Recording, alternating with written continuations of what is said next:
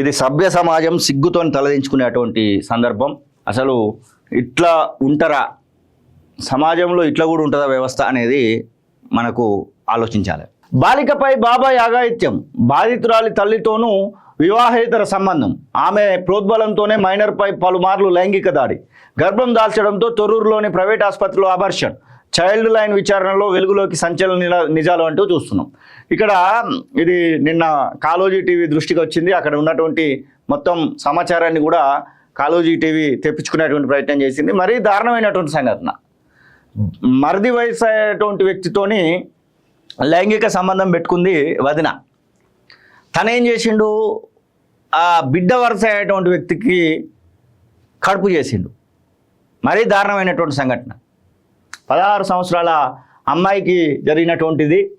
మహిళను వలలో వేసుకున్న ఓ కామందుడు ఆమె బిడ్డ పైన అఘాయిత్యానికి పాల్పడి గర్భవతిని చేశాడు. వరుసకు మరిది అయ్యే వ్యక్తితో వివాహేతర సంబంధం కొనసాగించిన మహిళ సొంత కూతురిని ఆ దుర్మార్గుడి కామాగ్నికి బలి చేసింది. కామాంధుడి ఆకృత్వానికి చివరికి బాలిక 16 సంవత్సరాలు గర్భం దాల్చింది.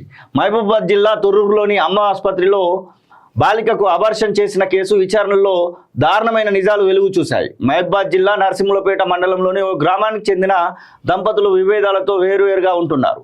దీంతో భార్య తన కూతురుతో కలిసి మేడ్చల్ జిల్లా గట్కేసర్ ప్రాంతంలో నివాసం ఉంటుంది. ఈ క్రమంలోనే ఆ మహిళకు మరిది వరుసయ్యే రాము అనే వ్యక్తితో వివాహేతర సంబంధం ఏర్పడింది. మహిళలు వాళ్ళలో వేసుకున్నటువంటి దుర్మార్గులు ఆమె కూతురు పైన కన్నేశాడు. తల్లి ప్రోద్బలంతో పలుమార్లు బాలికపై లైంగిక దాడి చేయడంతో ఆమె గర్భం దాల్చింది.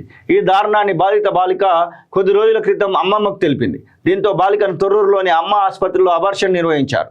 దీనిపై చైల్డ్ లైన్కు ఫిర్యాదులు అందగా అధికారులు విచారణ చేపట్టారు. దీంతో తల్లి, ఆమె ప్రియుడి దారుణాలు బయటపడ్డాయి. అబార్షన్ చేసినటువంటి ఆసుపత్రి యాజమాన్యంపై కేసు నమోదైంది.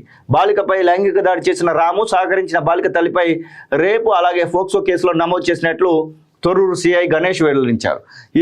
ఈ తొర్రూరు సిఐ గణేష్ గారు వీళ్ళను నడి మధ్యలో మీరు ఇచ్చి శిక్ష కోర్టు దాకా పోయే కంటే ముందే వీళ్ళను ప్రజలలోకి తీసుకొచ్చి వీళ్ళకు అసలు ఏందనేది చూపించాలి. ఇంత దారుణమైనటువంటి సంఘటన అంటే